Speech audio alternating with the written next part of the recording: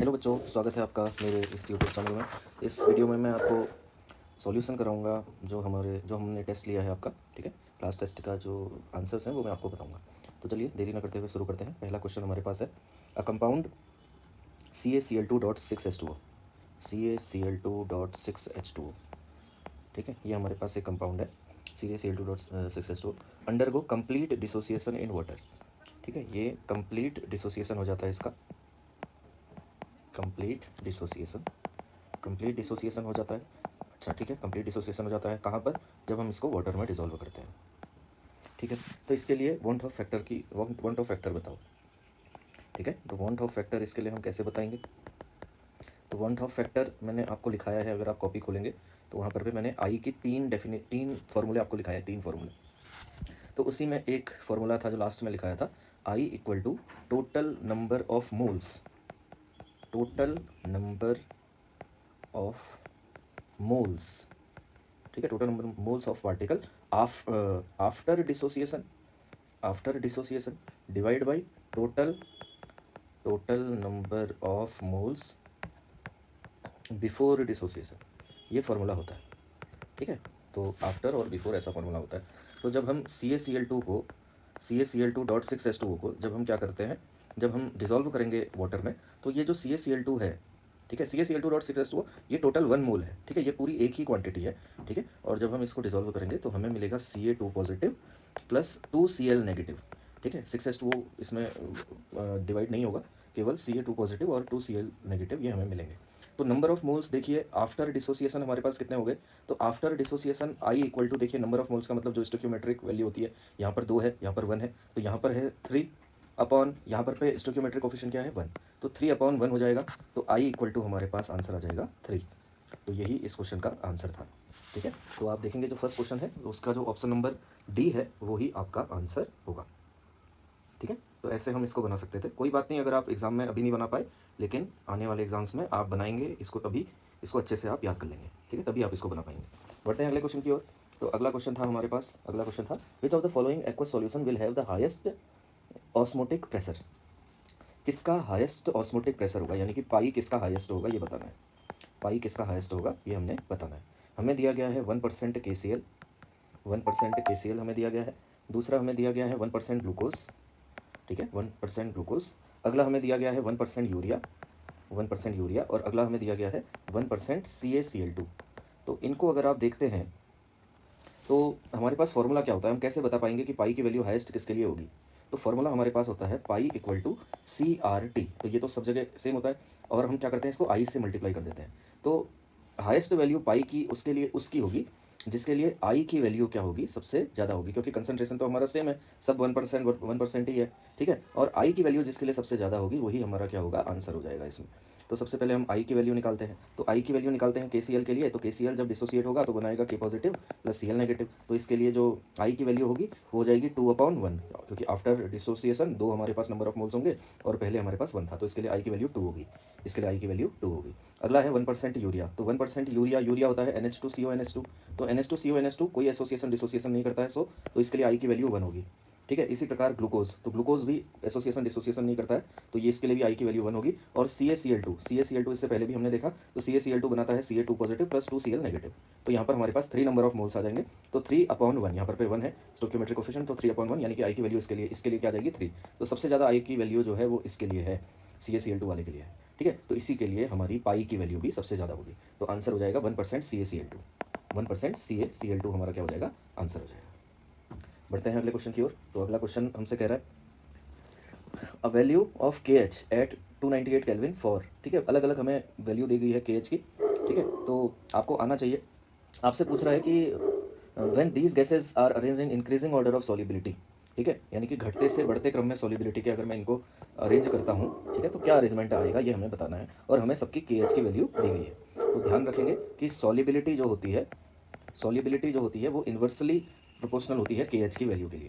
तो जिसकी KH की वैल्यू जितनी ज़्यादा होगी उसकी सॉलिबिलिटी उतनी कम होगी, ये मैंने आपको पहले भी बताया है। तो इस आधार पे हम बनाएंगे अपना आंसर। तो AR जो है उसके लिए है हमारी सबसे कम, तो इसका जो आंसर हो जाएगा वो हो जाएगा सबसे कम AR वाला हो जाएगा, उससे ज़्यादा CH4 हो जाएगी, फिर हो जाएगी CO2 की, और उसके बाद HCHO की, यानी कि ऑप्शन नंबर डी ये हमारा इसका राइट आंसर होगा। ठीक है। अगला मैंने क्वेश्चन आपसे पूछा है define osmotic pressure why it is considered as a colligative property. तो ऑस्मोटिक प्रेशर जो है, या आप इसको तो आप कर सकते हैं, हमने अच्छे से इसको डिस्कस किया है, इस क्वेश्चन को मैं यहाँ पर नहीं बताऊंगा। अगले क्वेश्चन को देखते हैं। The vapour pressure of two pure liquid. तो हमारे पास टू प्योर लिक्विड हैं, ए और बी। तो इनका वेपर प्रेशर यानी कि P1 नॉट और P2 नॉट है ना, प्योर कहा जा रहा है, जब तक मिक्सचर नहीं बनाया तो ये होगा। तो ये हमें दिया गया है 450 एंड 700। ये 450 है और ये 700 है। तो ये हमें given है और कहा जा रहा है, ठीक है, mmHg है, ठीक है, mmHg इसकी यूनिट है, ये हमें दिया गया। Find out the composition of liquid mixture if the total vapour pressure of mixture is 600 mmHg। तो टोटल हमें, जब हम इन दोनों को मिला देते हैं तो फिर जो हमें इसका वेपर प्रेशर मिलता है, तो जो हमें पी टोटल मिलता है वो पी टोटल हमें गिवन है। तो पी टोटल हमें गिवन है कितना, पी टोटल हमें गिवन है 600 mmHg। तो ये हमें गिवन है। तो हमसे पूछा जा रहा है कि हमने क्या निकालना है, कंपोजिशन निकालना है, कंपोजिशन ऑफ द लिक्विड। इस लिक्विड में कितना परसेंट ए मिलाया, कितना परसेंट बी मिलाया कि इसका वेपर प्रेशर 600 mmHg आ गया, ये हमने निकालना है। या इसके मोल फ्रैक्शन निकालने हैं, मोल फ्रैक्शन हमने निकालना है। तो कैसे हम इसको निकालेंगे, तो हम राउल्ट लॉ लगाएंगे इसमें, ठीक है, राउल्ट लॉ लगाएंगे। तो अकॉर्डिंग टू राउल्ट लॉ हम जानते हैं कि P1 इक्वल टू होगा P1 नॉट इंटू Chi1। इसी प्रकार से P2 इक्वल टू हो जाएगा P2 नॉट इंटू Chi2। ऐसा होगा, बिल्कुल होगा। और हम एक फार्मूला भी जानते हैं, मैंने आपको वो फार्मूला याद करने के लिए कहा था, ठीक है। चलिए हम उसको भी डिराइव ही कर लेते हैं। तो जो P टोटल होगा हमारे पास वो क्या आएगा, तो P टोटल इक्वल टू आएगा P1 not Chi1 plus P2 not Chi2, ऐसा आएगा। और हम जानते हैं Chi1 plus Chi2 equal to 1 होता है। तो हम Chi2 इक्वल टू लिख लेंगे, Chi2 इक्वल टू, क्या हुआ, पेन नहीं चल रही है, ठीक है, 1 माइनस Chi1 हो जाएगा। Chi2 की जगह 1 माइनस Chi1 ले लेंगे, या हम Chi1 की जगह 1 माइनस Chi2 ले लेते हैं। ये मेरा जो आईपैड है वो बहुत गर्म हो गया है, पता नहीं क्यों, हीटिंग इशू आ रहा है इसमें, फिर भी ट्राई करते हैं। चलो 1 माइनस Chi2, तो Chi1 equal to 1 minus Chi2 होता है। तो P टोटल इक्वल टू हमारे पास हो जाएगा, P total equal to P1 not, Chi1 की जगह हम रख लेंगे 1 माइनस Chi2, ठीक है, plus P2 not into Chi2, ऐसे करके हम लिख लेंगे, ठीक है। फिर मैंने आपको कहा था कि आप क्या करेंगे, इसमें कॉमन भी ले सकते हैं ना, हाँ कॉमन ले सकते हैं हम इसमें। तो Chi2 को कॉमन लेंगे, देखो हम क्या करते हैं, पहले पूरा मल्टीप्लाई कर लेते हैं। तो P टोटल इक्वल टू हमारे पास हो जाएगा P1 not minus P1 not into Chi2 plus P2 not into Chi2।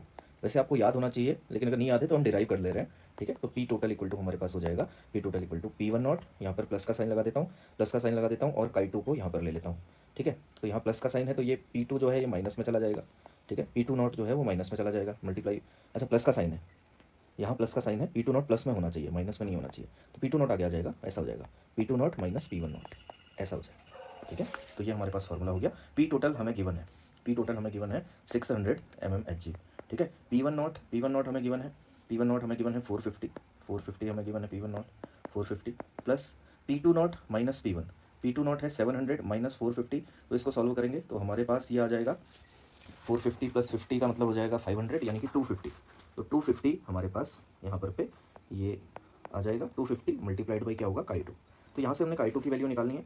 तो अब हम क्या करेंगे, 450 को यहाँ ले आएंगे और माइनस करेंगे तो 0 आएगा, और 10 में से 5 गया तो 5 आएगा, और 5 में से 4 गया तो 1। तो 150 equal to 250 multiplied by Chi2, ठीक है। तो Chi2 इक्वल टू हो जाएगा 150 डिवाइड बाई 250। तो इसको सॉल्व करेंगे तो ये आ जाएगा 3/5 और ये आ जाएगा 0.6, ठीक है। तो Chi2 की वैल्यू 0.6 आ गई। तो Chi1 की वैल्यू क्या होगी, तो 1 में से घटा देंगे तो 0.4 हो जाएगी। तो हमारे पास यही वैल्यू आएगी Chi1 और Chi2 की, हमने मोल फ्रैक्शन निकाल दिए, यही आपका आंसर हो जाएगा, ठीक है ना। हमने यही तो बताना था, if the total pressure of mixture is इतना, find out the composition of liquid. तो Chi1 और Chi2 की वैल्यू हमने बतानी थी, वो हम बता देंगे इस प्रकार से, ठीक। अगला क्वेश्चन मैंने आपसे पूछा था, what type of deviation from Raoult's law is expected when phenol and aniline are mixed with each other. तो फिनॉल और एनिलीन, इनको जब मिलाया जाता है तो ये नेगेटिव डेविएशन शो करते हैं। फिनॉल में हाइड्रोजन बॉन्डिंग होती है, ठीक है, और जैसे आप उसमें एनिलीन मिलाएंगे तो हाइड्रोजन बॉन्डिंग आपकी क्या हो जाएगी, फिनॉल और एनिलीन को जब आप आपस में मिलाएंगे तो उसमें हाइड्रोजन बॉन्डिंग और ज़्यादा बन जाएगी, ठीक है। तो नेगेटिव डेविएशन शो करेगा ये फिनॉल और एनिलीन वाला जो हमारा लेक्चर होगा। फिनॉल आपके पास ऐसा है, फिनॉल, ठीक है, फिनॉल आपके पास ऐसा है, ये फिनॉल और एनिलीन, एनिलीन का मतलब बेंजीन में NH2 लगा हुआ। तो बेंजीन में NH2 लगा हुआ, इनके बीच में क्या हो जाता है, हाइड्रोजन बॉन्डिंग बन जाती है, ठीक है, सॉरी ON हाइड्रोजन के बीच में क्या होगी, ये हाइड्रोजन बॉन्डिंग बन जाएगी। ऑक्सीजन और हाइड्रोजन के बीच में भी हाइड्रोजन बॉन्डिंग बन जाएगी। ये वाले H को अगर मैं यहाँ दिखाता हूँ तो इनके बीच में हाइड्रोजन बॉन्डिंग बन जाएगी। हाइड्रोजन बॉन्डिंग बन जाएगी तो वेपर प्रेशर डिक्रीज कर जाएगा, वेपर प्रेशर डिक्रीज कर जाएगा तो ये नेगेटिव डेविएशन शो करेगा, ठीक है। तो नेगेटिव डेविएशन इसका हमारे पास आंसर होगा, ठीक है। क्वेश्चन में मैं देख रहा हूँ हमारे पास है, ठीक हो गया। What change in the net volume, अच्छा क्वेश्चन है हमारे पास, हाँ, what change in the net volume of the mixture and enthalpy is expected. तो जो वॉल्यूम होगा, आप खुद ही सोचिए कि अगर हाइड्रोजन बॉन्ड बनेंगे तो मॉलिक्यूल पास आएंगे, मॉलिक्यूल पास आएंगे तो वॉल्यूम क्या करेगा, वॉल्यूम क्या करेगा, डिक्रीज करेगा।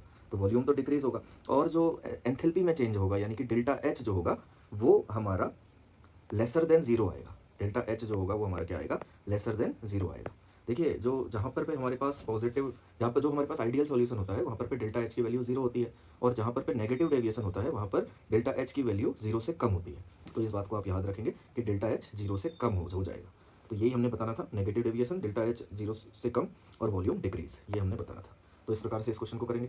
अगला क्वेश्चन है हमारे पास, boiling point of water at 750 mmHg is 99 degrees 0.48 degree centigrade.